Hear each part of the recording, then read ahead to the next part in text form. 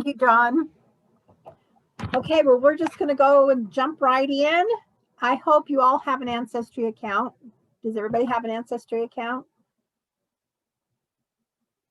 Okay, good. All right, well, I'm just going to share my screen. Everything I'm going to do is going to be on Ancestry, so I can show you all the different features and maybe a few tricks that maybe you don't know, maybe you do, maybe you know more tricks than I do. But if somebody could keep an eye on the chat for me, that would be helpful in case there's something that I need to know. All right, here I'm going to go try and share screen. And where is it? There we go. Okay, this is Ancestry.com, which I'm sure hopefully you guys are a little bit familiar with. And I've created another Zoom class, basic tour of it, just a quick tour of it. So this is going to be a little bit more in depth, but just for a quick tour, here's home. This is trees. Don't get confused with this. Is not public member trees. These are trees that people have invited you to share with them, to edit or whatever. They're your trees that you've created. These are not the trees that are just the general public member trees. Here's the search menu that we're going to go into depth with. We're not going to cover DNA tonight because it's a whole lesson on itself. And then these are just extra things that Ancestry has. So what we're going to do is we're going to cover all these areas right in here. The first one I'd like to cover is all collections. I like to go here first. Some people can start a search here at the front page of Ancestry. If you want to, you can, but I like to go to the other one. But while we're on this first page, this is the home page. You see this right here, customize your home page. You can actually customize this page to be what you want it to be. For example, I wanted the census on the front, so I don't have to go search for it every time. So you can actually put things there that will be quick and easy for you to get to. I usually like to do my general search from here where it says all collections. So on this page, sometimes what I like to do is just do a general search. So if we're going to do a general search, what I like to do is this match all terms exactly. You don't have to click it, but I like to click it because when I do, if I put a name here,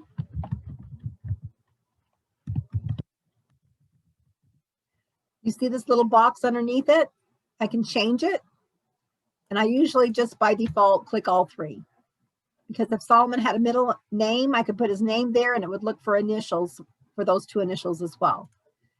And I can also do the same thing with the last name, because I never know how somebody's going to spell, especially a name like Kenrich or a name like Steinbeagle, which is my maiden name. You just never know how people are going to spell. Even Solomon, I've seen it spelled weird ways. So then I could put place where my ancestor may have lived. He lived in Ohio. And the nice thing about this, when I do that little exact to this place, I can even click state and adjacent states. So it's kind of a nice little feature to have. Then for birth, I can put what year. And if I'm not exactly sure he was born that year, I like to give it usually a plus or minus 5 years. Sometimes I'll do 2, but I usually like to give it a good range because you never know. I've seen different censuses where they have a different age every single census. And then I can say here that he was born in Ohio. And again, if I'm not sure that's where he was born, I could put state and adjacent states. So that's the way I could do this. Quick fill thing kind of annoys me. I'm not sure why they did that, but it's because if you happen to look for it before, it will do a quick fill for you, but usually it just ends up annoying me. Down here, in case you've never noticed this, you can actually click or unclick these if you want to narrow your search. If you only want to do historical records, you could unclick the rest. If you only want to do family trees, you can either click them all or click different ones, especially if you have a name like Smith, or Jones, and you're trying to narrow things down. So they have a lot of different ways to narrow down your search. So then I just click search. And here I have 15 results. That's not too bad. Here's a tree. It's not even my tree, but it has him with his wife and his parents that I could look at. Here he is on a census. Here's a death certificate. Here's an A. Kimmel. Well, who on earth is A. Kimmel? I may want to look at that and see, why did they do that? Oh, A. Kimmel is actually Solomon Kenridge.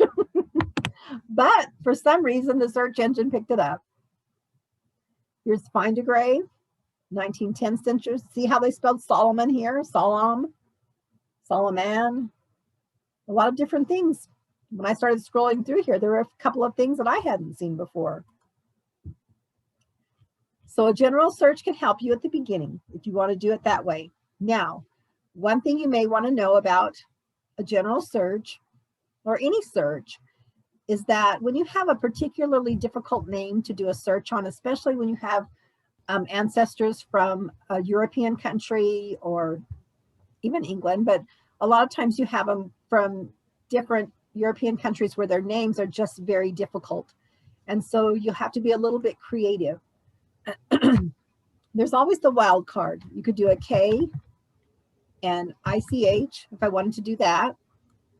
I could do KEN with an asterisk, and that will help narrow it down. I could even do that at the end, as long as you have 3 letters on one side or the other. Sometimes when I'm really frustrated, I may do a search just by one name, by the first name, and put in as much as I can. I may put in just the first name and the spouse's name of Cora, because that last name could be so difficult to find that I may have to just resort to just looking for him by a first name. I could even add in a child first name and maybe find a person that way. So sometimes you just have to be creative and keep trying different ways of finding that ancestor that may be a little bit elusive trying to find. Okay, also on this first page, if you scroll down, explore by location, here's all the states. If I want to see what's available in a particular state, I could actually click on it, and here's Nevada. And I could see what do they have available for Nevada. And even here on the right, they have different regions or counties that you can look at specifically to see what records they have. If I want to look at a particular country, I could do that. I could click on Sweden. I could see what they have for Sweden, and even by county. I could look at Australia and see what they have for Australia or Canada. Now, if you'll notice, which I think is very odd, that Mexico is not here. So if you'd like to learn how to find Mexico or some country that's not listed in this group here under Europe or Canada or Australia, if you want to find a different country, then what you can do is this. You go to search, you go to the card catalog. And once you get to the card catalog, you'll notice that all these countries are here. There's Mexico, there's Africa. You can even click on Europe and see if there's another country that was missed on that front page. And so there are ways to see, look at there's even Moldova. I have a couple of nephews who were adopted who are from Moldova, who would know that there were records from Moldova. Why did you send that to me? And then there's Ukraine, Yugoslavia, who knows what there might be. Liechtenstein, did you see that? So you can look and see what does Ancestry have for a different particular country.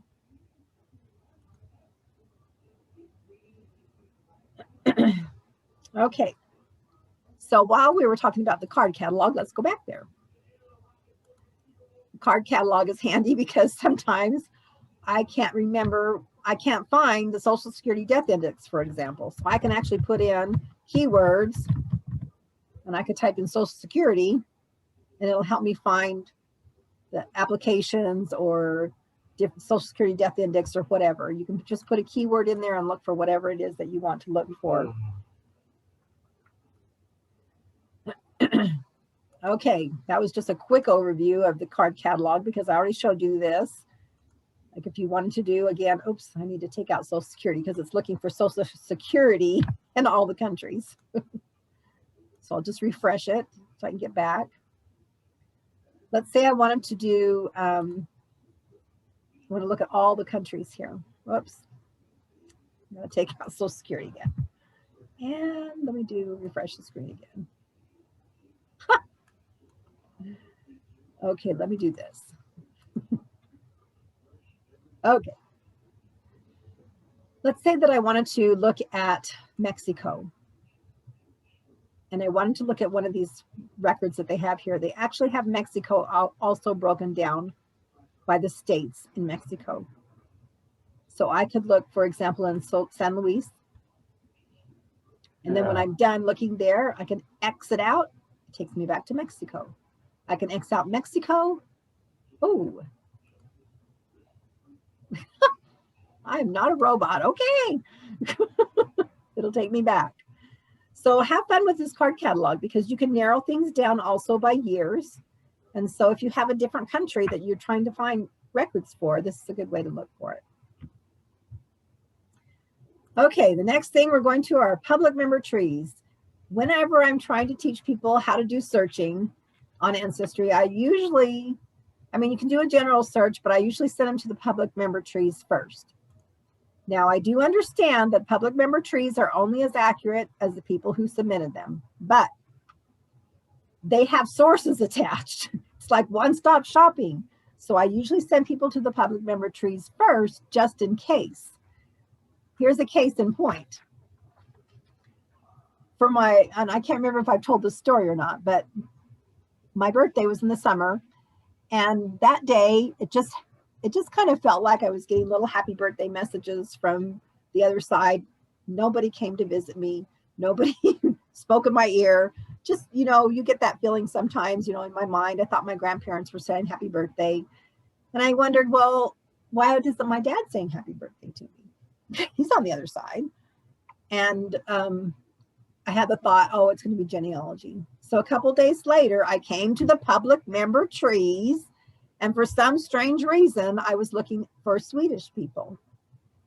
And believe it or not, there was an enormous, enormous tree on one of my Swedish lines. Now, understand my parents are converts. And I'm still working on it because I got everybody in the tree on Family Search, but now I'm doing their descendants and it's just not ending. And so you never know what jewels you're going to find on public member trees. I encourage you to put yourself on a public member tree. Put your tree there. Because another case in point, several years ago, this German man emailed me out of the blue and said, if you will send me all the descendants of Caspar Kuhnreich, who was my immigrant ancestor from which I knew nothing about, I didn't know where he came from in Germany. He said, if you'll send me all of his descendants, I'll send you his ancestors back to 1500. Well, how did he find me? Some cousin of ours saw me on public member trees and told him about me, and that I had all these descendants, and they had published a book. So I encourage you to put yourself and everything that you have on a public member tree, and search, and be sure to search these. So here I'm going to show you the example of what I looked for. I looked for Hans Peter Andersen, who would think that's a common name, and his wife was Inga Nilsdotter. I could even do this because I don't know if she was going to go by Nilsson or Nilsdotter, because in Sweden they could be both, because she could be a Nils's daughter, or she could have just taken on the father's name of Nilsson. Diane? Yes. You talked about putting all our stuff on the tree. Is there an easy way of doing that, to put all the Family Search onto Ancestry so we don't have to do it one at a time? Yes. I'll show you that just a second. Okay, cool. Thank you. Okay, so here's that Hans Peter Andersen. You never know. Just go and check. She even had all these cool pictures of where my ancestors lived. So you just never know. Okay, John's question. Let me go to my tree. I could get my tree started, or if you notice right here, it says import tree from Family Search. So you can actually do it that way. Now, of course, you have to know that your family tree on Family Search is right, but it's a good way to get started. So that's one way you can do it. And also, once you're in here, for example, let me get to a main guy here.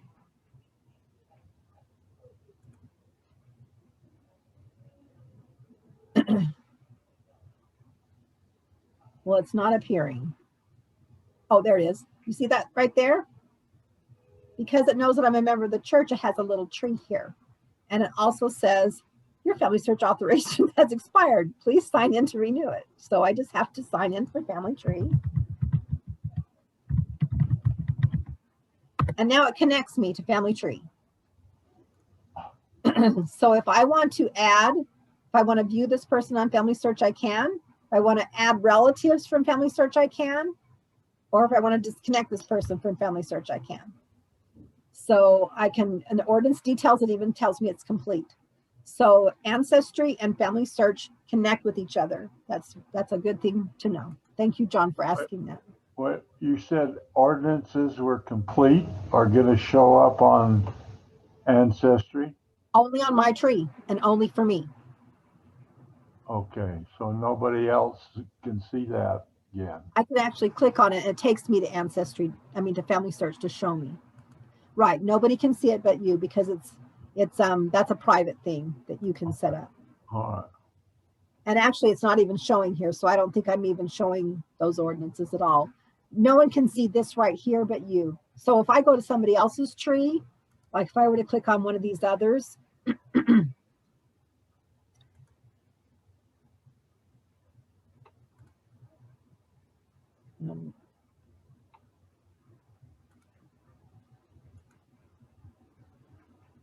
I can't see any tree here, and he's a member of the church. Okay. So I can't see it with anybody else. So I always encourage you to go to trees first. And let's go back to my tree. As you can see why it's a one-stop shopping place.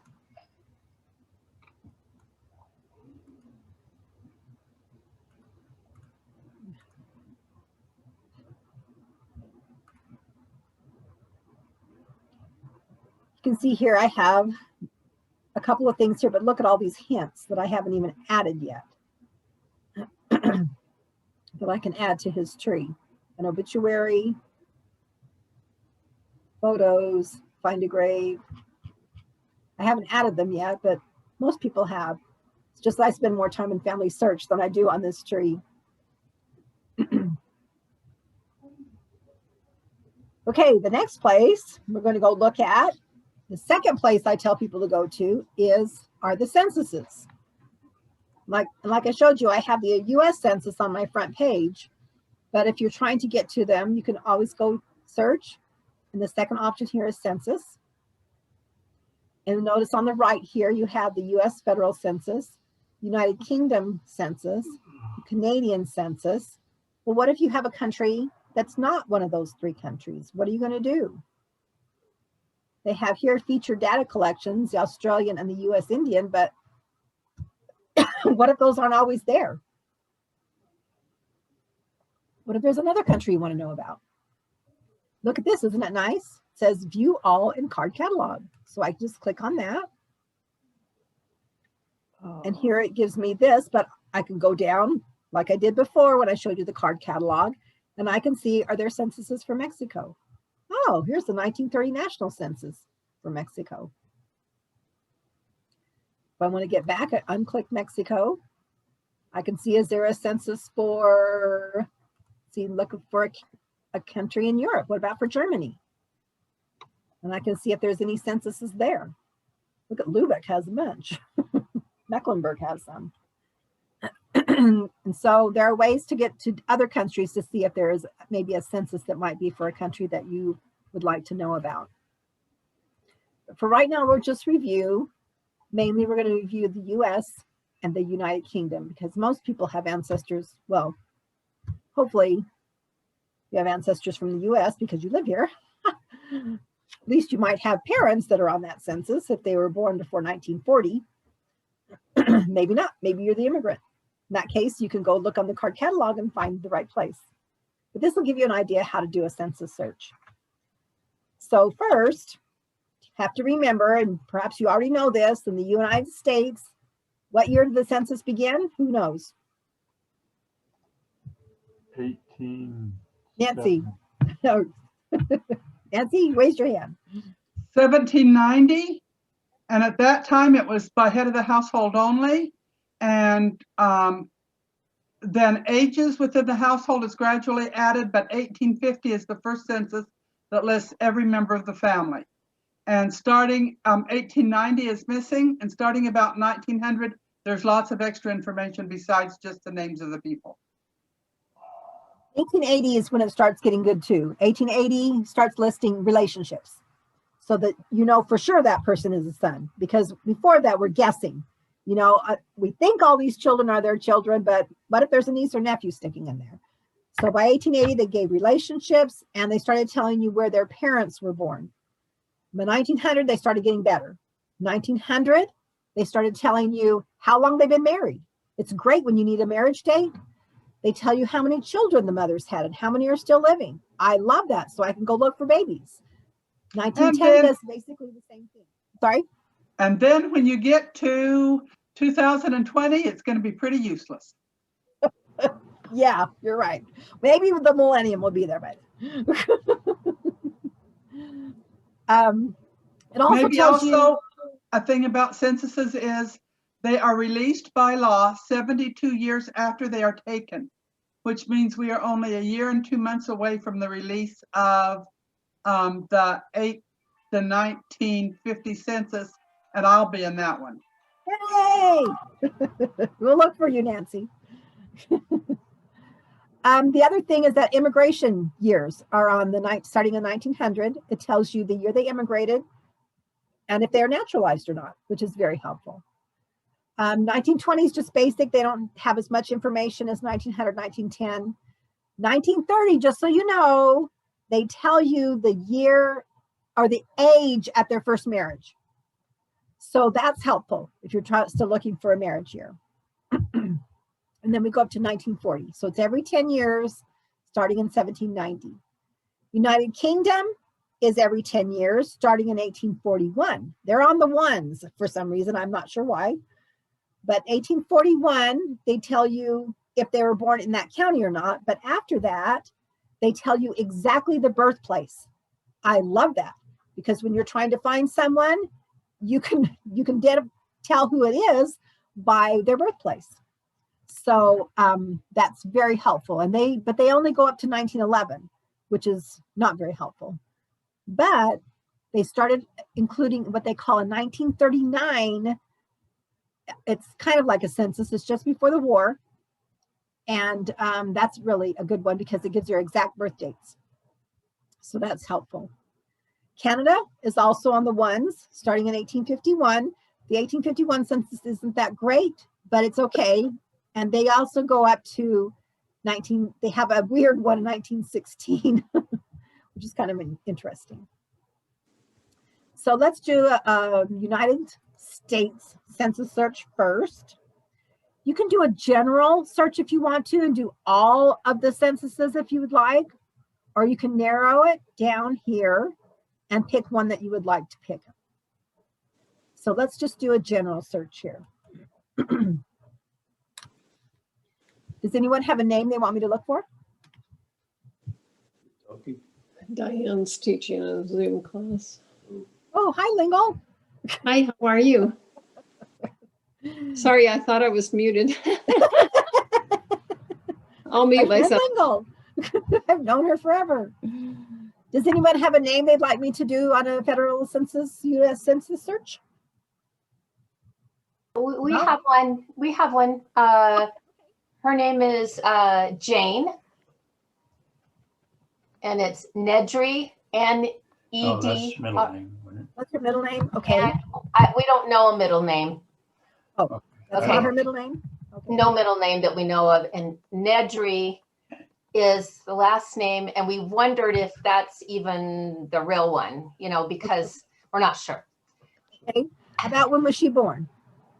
Let's see. goodness. I'm gonna say around, see, we know that she was in Nauvoo in 1840, and she had, I'm just gonna say probably around 1820.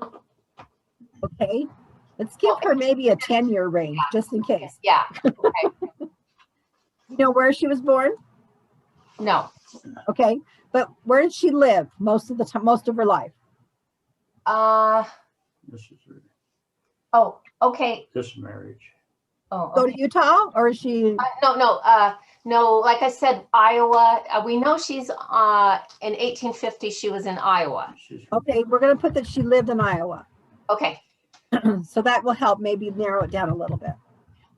And if we're not sure, we can do the state and adjacent states, just in case she was in Illinois at part of the time, or Mhm. went to Kansas or something. So you can see here we've done Jane with an exact sounds like similar in initials, Nedry exact sounds like similar in Soundex, 1820 with a 10-year range, and yeah, that 'cause she we're lived in thinking Iowa. it's closer to 18. It looks like she might have got married in 1824. So we're going, maybe she was born more around Yeah. 1800. We don't really know. Okay, you know what? We can just go blank for there for a Okay. minute. Was Nedry her maiden name? Yes, we think it was. Yeah. Hey, let's see. We can actually go over here to categories since there's 1,826. We can go to categories and we can just look down here and see if we can find her on maybe an earlier census. Although she would have been married by 1850. So Yeah. we might need to be, Even in was Nedry- 1840, we know her married name was oh, well, we need to look for her under her married name then. So what Okay. was her married name? Baldwin, Baldwin. No, her husband's name? Asher.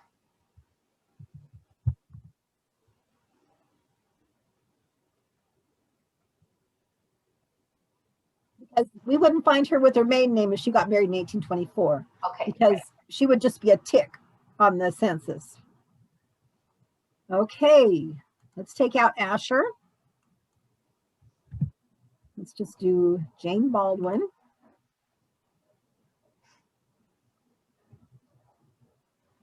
Again, we can do and look at the 1850 census. Yeah, Is she- that's her on top. That's Fort Madison. That's where they were. And did you see the process of how I narrowed it down? At first, I tried with Asher as her husband. I did a general search, although Jane Baldwin would have been okay because it's spelled correctly, but we didn't even know her birth year. We didn't know her birthplace. But because we knew she lived in Iowa, we were able to find her. Right. Yeah, we've been looking for a death date for her because she's in 1860 census. She's not with Asher anymore, and he does get remarried. So Oh, yeah, so we've been kind of puzzled about What you know, happened? when she died and where Yeah. she's buried because no one seems to know. well, and sometimes they have suggested records over here, but unfortunately, I don't have any for her. But let's see, for Asher, they do. And Yeah. you might want to check some of those and see if one of the death records might be hers, although it doesn't start till 1920, so it wouldn't be her. And you can even check some of her children. This is why I tell people to go to census second, because of this right here. You never know what you're going to find. Here's Britton Baldwin. Was he really in Washington, D.C.? If you didn't know that, that would be interesting to look at to see if that's really him. U.S. Register of Civil Military, and I can't see because your pictures are in the way. Naval Service. So you can click on each one of these children and see suggested records, which may help you in finding them with their descendants. Mm-hmm. Now, this is I a new thought I thing. saw Ancestry. an Asher listed in the 1860 census someplace else, as you scroll through quickly. When I click on Asher, yeah, there's Asher right there. Right. We know that he was in Nauvoo. They were both in Nauvoo in So 1840. is this not him? 1842 to 1846. Yeah, that's him. Yep. In Washington, in Lee County. thing. I can't see. Same post office as 1850. Oh, Fort Looks like- Madison. Yeah. Looks like he's with some of the children, but not all of them.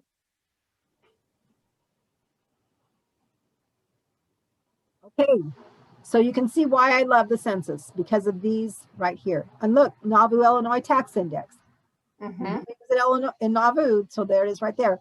That's when Iowa U.S. you were state baptized census. in 42. Here's the state census in 1856. So Jane was still with him in 1856. Yeah. So she disappeared sometime between 1856 and 1860. Okay. Oh, Thank you. Thank you. Yeah, that's Thank you. great. Thanks. For the example, that was a good one.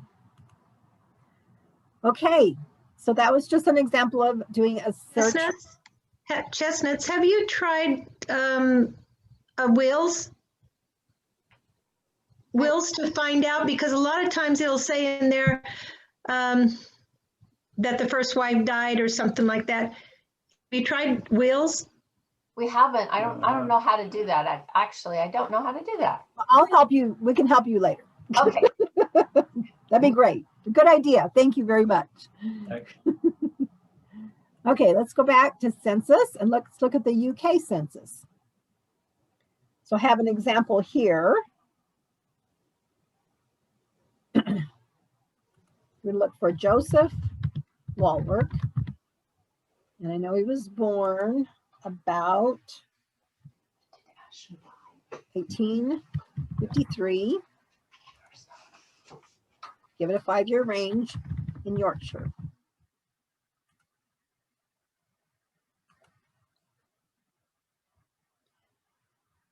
So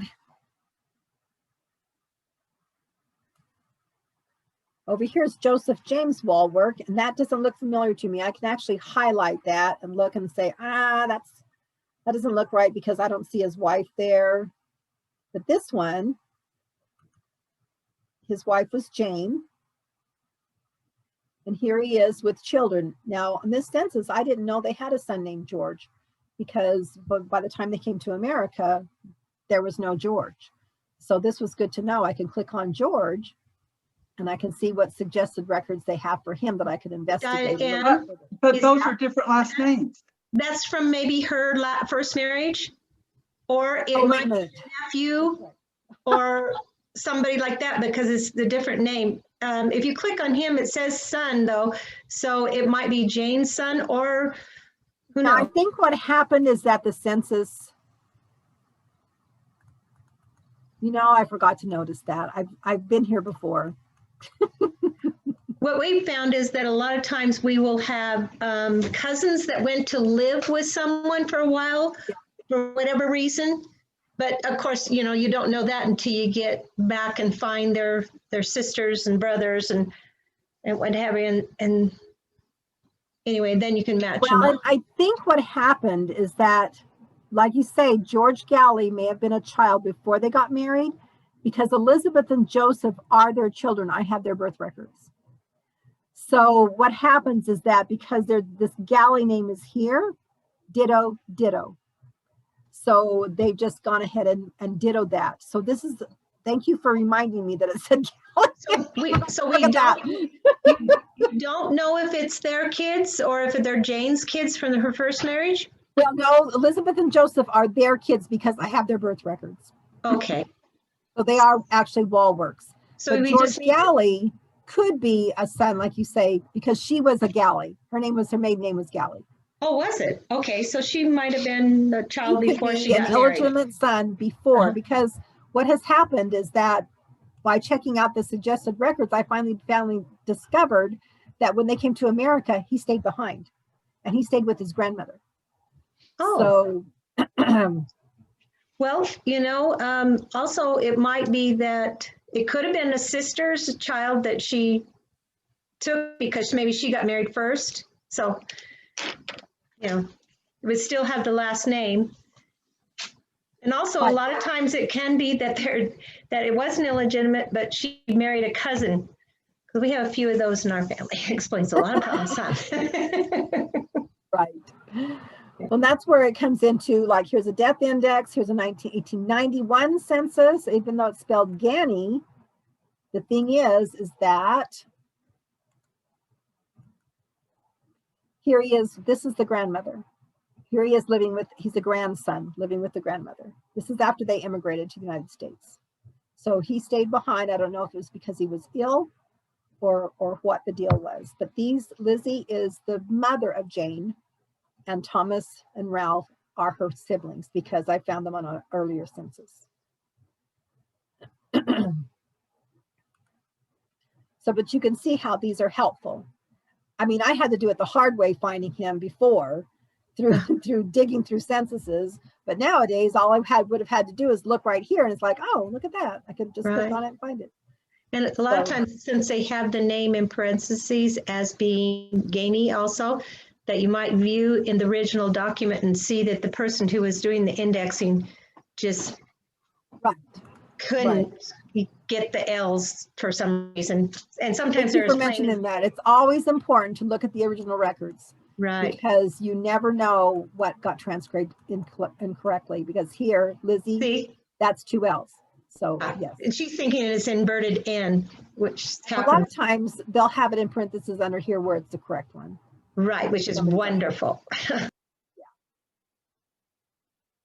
Okay, so that's just 2 examples of trying to find people on the census. And since I have 3 more areas, we're going to keep going. Now, in the past, I haven't used this birth, marriage, and death a lot, but I discovered that it can be very handy. I'm going to give you a little example. Last week, I was trying to find something for a friend of mine, some descendants, and there was a child in the family that just did not fit. She wasn't on any other record. I didn't know who this girl was, and they had a death date for her. And so I tried looking for her by her first name. I looked for her on her last name. I went to these birth, marriage, and death records. And finally, what I thought I would do is I would just type in the death date and see what came up. So I typed in, let's see, where is it? Oh, I didn't write it in. But anyway, oh, here it is, 28th of February.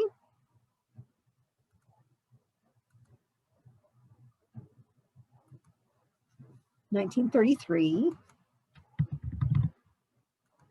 in Los Angeles. And I'm just going to do the county. And so I wanted to see who died on that date, so it will help me figure it out. So I click search. There's 105. I could even narrow it down to female. Now there's 101. And as I was scrolling down, I saw a familiar name. And it was her sister.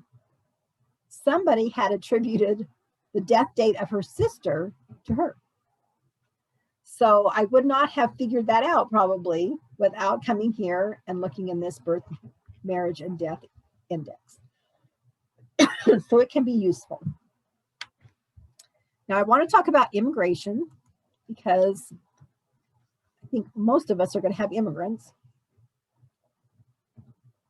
Some sooner than later. Mine were a little bit more recent than most. Immigration records are very helpful. For example, if you don't know where they came from the old country, you want to try the immigration records. Not that they're going to tell you where they came from specifically, if it's before 1900, but sometimes you can determine things by looking at who they traveled with. You could track those people. Maybe they spilled the beans and said where they came from in the old country. So it's very, very helpful to find them on here. Plus, there's 2 things to remember. First of all, when you get a little bit past the 1900s, those passenger lists, you notice right here, passenger lists, will often tell you where that person came from, where they were born. If by chance you're lucky enough to have an ancestor who came through the port of Hamburg, those lists tell you where their last place of residence was. which is very helpful. So you always want to go to the passenger list. Here's an example. When I was, my maiden name is Steinbuchel, and they were living in, and I may have told the story before you too, I can't remember. They were living in Alabama when they first immigrated to, to the United States. And then they went up to Illinois. Well, as it happened, as the Lord does things, I was given a project which happened to be in the same county in Alabama that they were living in. So I started looking for, their last name started with S, believe it or not. So as I'm looking for marriage records for this S person, I came across my maiden name, and it was not anybody in my family. And so of course, when you have a name like Steinbuchel or Steinbuchel, you're going to pay attention. So I tracked her, and I tracked her to Illinois. And then I lost her. Her husband was there, but I couldn't find her anywhere. I didn't know what happened to her after 1910 or before, or right around that time period. I lost her. So I went to bed, fell asleep. No, I didn't fall asleep. I went to bed, and the thought came in my mind, she went back to Germany. So I jumped out of bed, and I came here to the immigration records. I went to the passenger lists, and I typed in her name. Her name was Franziska. See if I just want to spell it correctly so we can get through faster. And her married name was Funken. And she was born about 1855. And I knew that she was gone after 1910, but I didn't put that in right then. So I went ahead and I did a search. And guess what I found? Ta-da! There she is. And she was coming back with all of her children from Germany, just like I had in my thoughts, in my mind. Now, this is why I want to show you this so you can see these records. This is 1912. 1912, here's her name, here's all of her children, occupation, last permanent residence. Well, I couldn't really read that very well, but just keep going. Sometimes it tells you the name of the address, it usually does, of the person who's the closest living relative in the country from whence they came. Now, here's the thing you have to remember. Always turn the page. When you're getting in past the 1900s, do not ever leave without turning the page. So here she's number one. I'm going to go to the next page.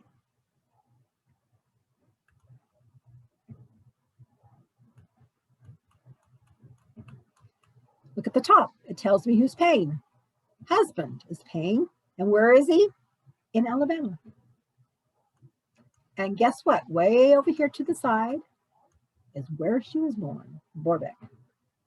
I didn't know where my great-grandfather came from. I didn't know where he was born. But because of finding her on this later census, I was able to track him down, and we've moved it back several generations. So you can see if your ancestors came in after the 1900s and you're not sure where they came from, look here. Now, I also want to give you an example of, well, you notice she did go through the port of Hamburg. Now, it'd be nice if all the ports in Germany survived, but the war kind of did a number on them. So Hamburg is the only one that has passenger lists that survived, but I want to show you what they look like. So I have this ancestor or relative. His name is, or was, or is. Okay, where'd he go? Peter Vitamble. And he was born about 1843, and he arrived about 1866. I may only give that 2 years. So here he is. He came to the port of Hamburg. You always want to look. Oh, you're just so lucky. You came to the port of Hamburg. And usually there will be a suggested record over here that you can just click on to get to. Well, guess what? There's not. So I have to go look for him in the Hamburg passenger list. So how am I going to find that? What I'm going to do, sorry, I can't see because of my big thing over up the top. I'm going to go to search. Well, I'm going to do it from another one because I don't want to lose where I'm at.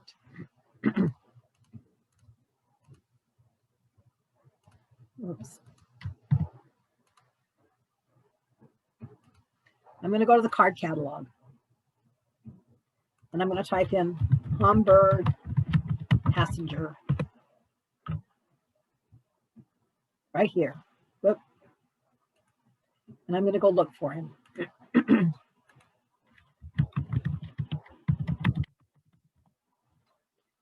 And his departure would have probably been around the same time, 1866. I could maybe give it a year in case they left in December and got here in April. And here he is. It gives you a nice little summary right here, but you can actually go to the record yourself. And you can see, if you can read it, you can see that it tells you where their last place of residence was. But the nice thing about Ancestry is that they have it right here. It's actually Nonweiler with an N, but I would have been able to probably figure that out. So 2 things to remember after 1900, tells you where they were born. Look and see what port they came out of. If they're from Germany, they came out of Hamburg, you're in luck. And why do we want passenger lists? Because we also want to look for neighbors. Who do they travel with? To see if we can locate locate them. Okay, and finally, our last few minutes, our military records. Now here it tells you featured data collections, and it has more help. These are nice. These are very, very nice. Now there's more wars here than what they have listed. We have the Revolutionary War, we have the War of 1812, we have the Civil War, we have the Spanish-American War, World War I, World War II, Vietnam. There's a lot of other conflicts and wars. So here we've got other conflicts. But let's go through each one at a time. Or you can do a general search. Let's say I want to do a general search. I want to see if it's my dad there. His name is unusual enough. Let's just see if anything pops up. Well, lo and behold, he had a World War II draft card. He didn't get drafted. He went to Korea, but he didn't go to World War II. I could do a search for somebody else. Just see, it's unusual names. General searches are good. Here he is, World War I draft registration and a World War II draft registration. This right here, this is his son, the Navy muster rolls. Something else about World War II records is most of them were burned. So it's really nice to have the draft registration, but we might not be able to get the rest of their military records. So let's look at these individually. Let's say you're trying to find out if you have a Revolutionary War soldier and you know somebody that lived around that time. So here you have a general search, but over here it tells you featured collections. Do you want to look for a war roll, maybe abstracts of graves, or compiled Revolutionary War military service records, or pensions, or the bounty lands, the DAR. So you can actually choose it by collection if you'd like to, or you could do a general search. I could do Jabez Metcalf.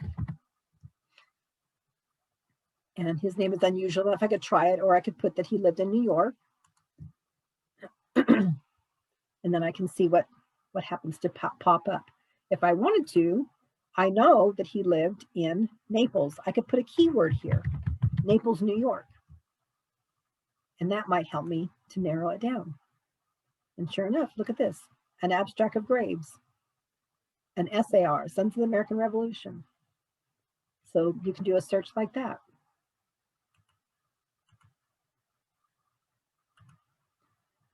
Okay, now we notice that there's no War of 1812. How about if I go to other conflicts and see if it's there? There it is right there. I could do a search for the War of 1812.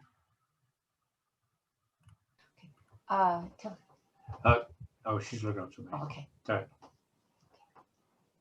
I could do George Irvin and see. And now the thing about this, I'm not sure if this is my ancestor or not, but I don't know where George Irvin came from in Virginia. All I know is that he was living in Ohio And his son, we have a handwritten letter from his son that says, my father was out in the War of 1812 and his captain's captain was Jim. Well, if this is my George Irvin, this is going to be very helpful because I can try and figure out where did this regiment, this Beatty's 4th Regiment, where did they get people from? Where in Virginia did they pick up this militia from? And if it tells me what counties that they picked him up from, I can start searching for him there. So these records are more valuable than you realize they are because they can help give you clues to help you locate where they're from.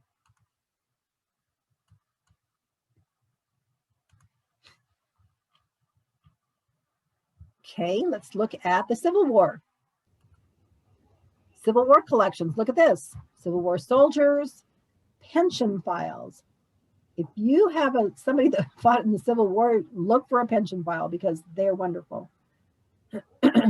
Even POW records, Union soldiers, Confederate soldiers. Let's do a search for a Confederate soldier. This is William Jackson Coker. Now, let's see if it will bring up that middle initial.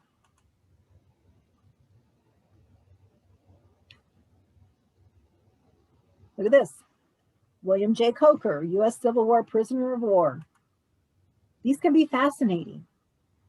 Actually, what we found out, because we are able to send for his records from the National Archives, is that he was captured at Vicksburg, swore he would never fight against the United States of America again, then went out and fought again. And I think he was captured again. So these can be fascinating, giving you histories about your ancestors as well. Now let me show you. You could do a search for a pension record. You think that they fought in the Civil War for the Union, especially, they're going to have a pension record. Even the South, for the South, the pension records are more likely to be on the state level, but they do have some pension records. So we can look for Jesse M. Smith, which who would think you could find anything with that name? But I'm going to put the initials there and the different sound X's because you never know. And I know he lived in West Virginia.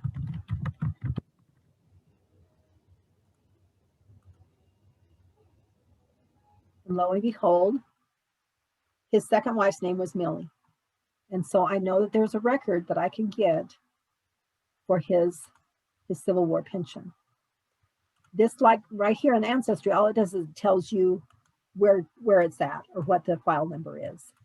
And then sometimes on fold 3 they have them, but not always have the pension records there.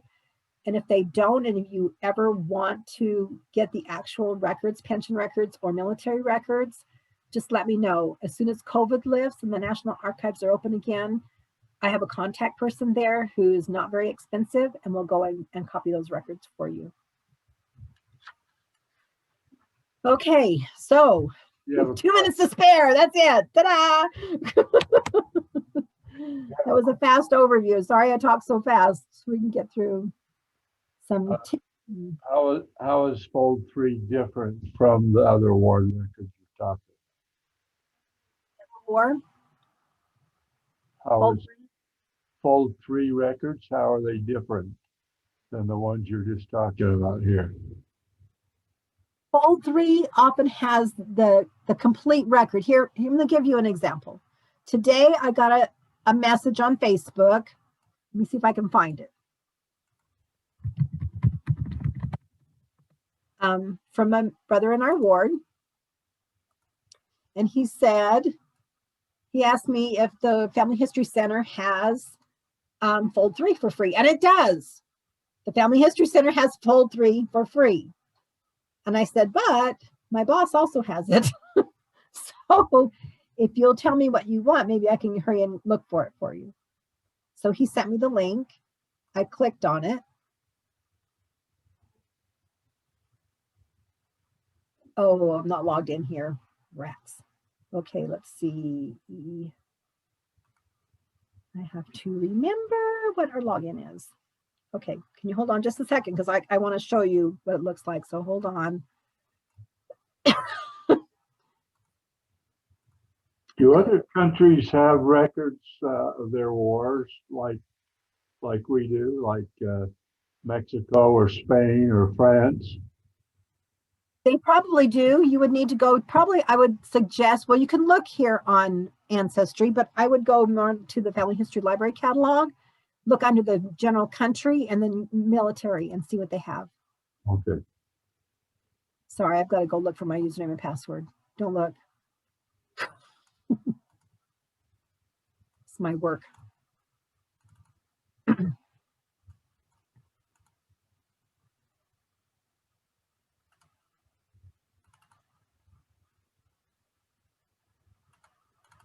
Don't look at my usernames and passwords. Okay. Wow, you got all those different. Well, this is for work. All right. Let me see if I can remember my email on Christian 2021. Okay.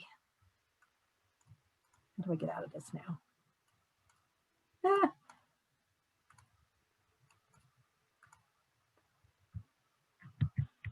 Okay, I can't. How do I move this?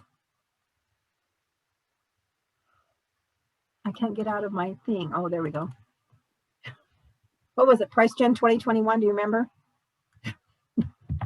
21.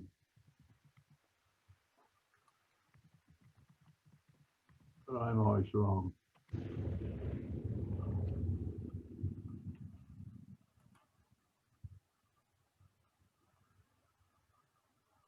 Okay. So he sent me the link. And then I could see on here. Let's see. Move over here. That this is A.J. Critchfield. This is the 2nd Nebraska Cavalry. And it has, look at these pages here. 1, 2, 3, 4, 5, 6, 7, 8, 9, 10, 11, 12, 13, 14, 15 pages of this record. And a lot of these are pay records, declaration of recruit. When he was, sometimes in here, you can tell, it'll tell that they were captured. I was looking at one yesterday, it said he was captured. And where they were a prisoner of war at. And sometimes it will tell you they're absent without leave. Well, a lot of times that means that they were captured.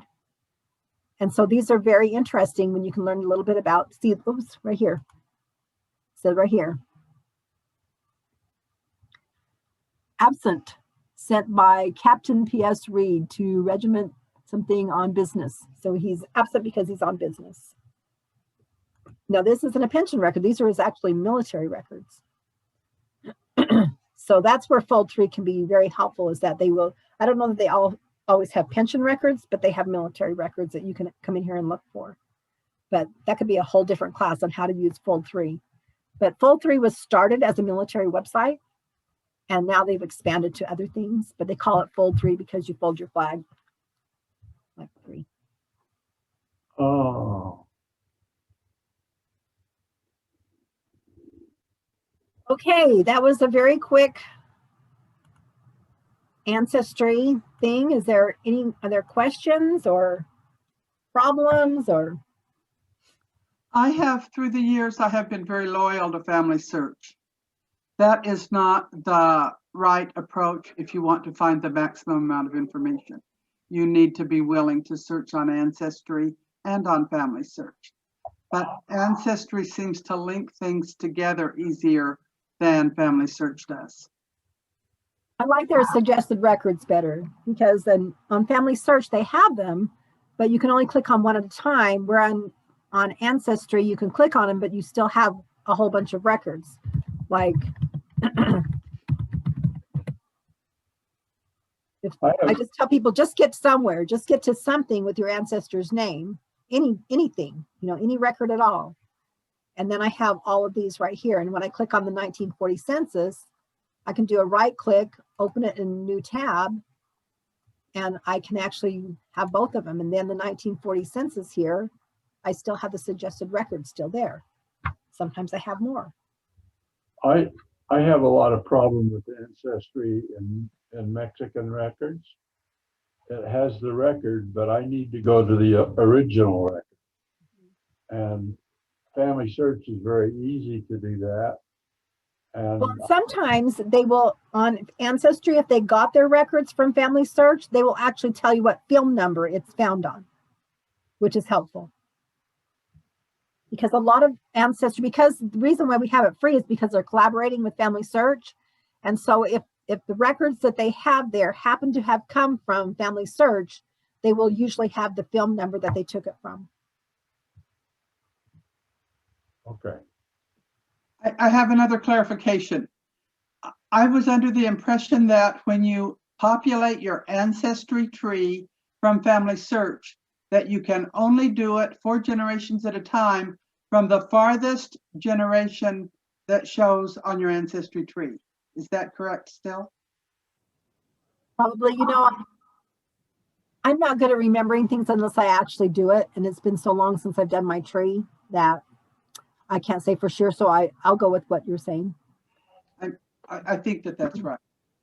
But that's still much better than typing in hundreds of people. Right. Because then you can go to the end and do 4 more generations. For Yes, you can keep doing 4 generations till you've done them all.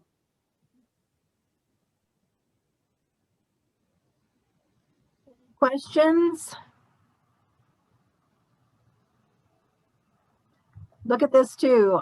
To remember, they're linking with newspapers.com right now, which is very helpful. Now that's a pay website, but you can actually click on what they have and they may have a summary right here. So even if you don't have a subscription to newspapers.com, they've botched my last name. But look, they're children, siblings. So they have a summary there. So that's nice to know too.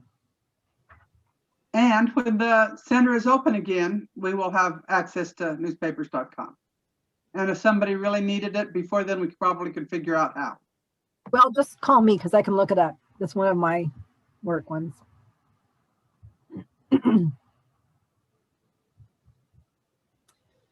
Well, thank you all for coming.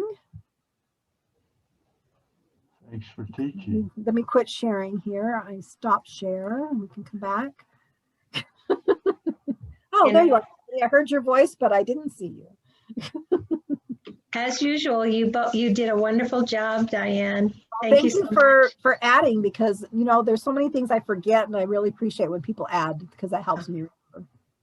Well, I have run into that before, where they marry a cousin, so they have the same name, or a sister or brother had a child, and then they died or left or whatever, and then the child's in there, and they claim them as their son, but they're not theirs, and you can find the birth record. That helps. Then it kind of loops you in the loop. But you're welcome. Nice thing is having those suggested records to the side sometimes helps you discern what's going on. Right. So that's right. why one reason I appreciate Ancestry for that. I love it with that too. Yes. I think we have gotten the chat addressed as we went through. Oh, wow. Okay, good. There are a few little details like where was the 1890 census stored when it burned down? I don't know the answer to that one. Well, I know that we can still access some records in Kansas City. That's where people are trying to get records now. I think it's Kansas City, isn't it? Or is it St. Louis? Oh gosh, I hate I think it's remembering. St. Louis, but I'm not sure. Unless I do it every day, I can't remember. But I think it's in, St. Louis, I think you're right. The archives is closed right now, but we have a researcher that's been waiting for it to open so that we can get some records out of there. Because there are some, you can still send for things in St. Louis, because I think they had a copy or something. I think maybe St. Louis is where a fire destroyed World War II records, however. Yeah, I was going to say. But I think that's a place that you write to for records. But, I'm going to have to look at it a little bit more. I just can't remember. And there are still some records that are available if you go through the back door. And my son knows how to do that. Yeah, good. What's the back door? Well, for example, you might not be able to find somebody's military records, but you can find his unit's record, and then you can find out what the men that were in that unit did. Oh, okay. That's interesting. Yeah. Well, thank you. An example of that is we could not find my uncle's military record because it had burned, but his unit record told us a whole lot, including that he was at the Battle of the Bulge, Oh, which okay. was something we wanted to prove, and there it was. Uh-huh. Oh, it seems like I wanted to show you. Oh, I wanted to show you. I forgot. But when we were, when I had the different military, when we were going to the different subjects and they had the records. Anyways, for World War I, I didn't even know that. Did you know that there was a mother's pilgrimage? They had that as one of the collections for World War I. Huh. There was a mother's pilgrimage, and I think there was 10,000 either mothers or widows whose husbands had been killed overseas and were buried there, where the government allowed them to go over there and visit their son or their husband's grave. Oh, how wonderful. So they have that on Ancestry. They have this that record. mother's pilgrimage, yeah. Well, I So found out. clicking on that and seeing what collections they have is kind of cool because you can see the different collections that they have for the different wars that might be unusual that you hadn't heard of before that might be helpful. Right. Diane, my last name is Silkwood, not as complicated as yours, but there are no Silk. I found from Ancestry, I put the name in, and I just decided I would go from hop to country, to see if I could find any.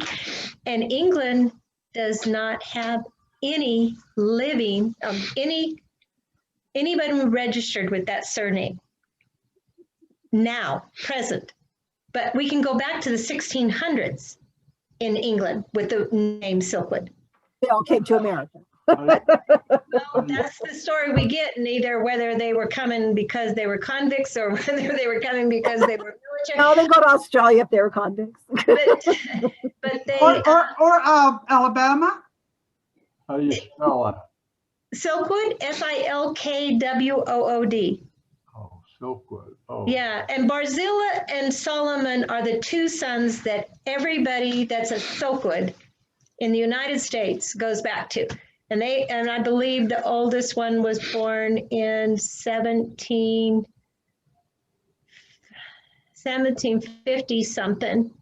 So trying to go back further, but that's the only thing is I'm still in the dilemma, but that was awfully interesting when I thought, oh, there are no, so then I went back and put in years that were in the 1700s, because in the 1600, and I was getting hits. There were Silkwoods in England in those years.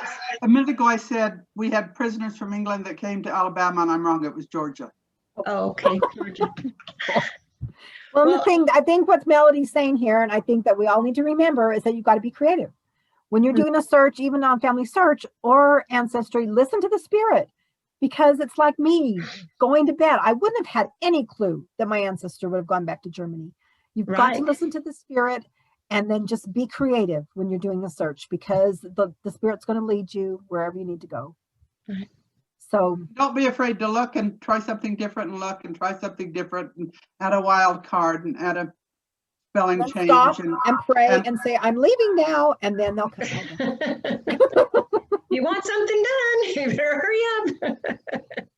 Yeah, I think so. Okay, we should have a closing prayer, and let's see, I should have a prayer list. Who gave it last time? I said the beginning. You said the opening, and Nancy, Nancy, you always teach. You want to pray? You're muted though. I prayed too, but I'm glad to pray again. Okay, thank you.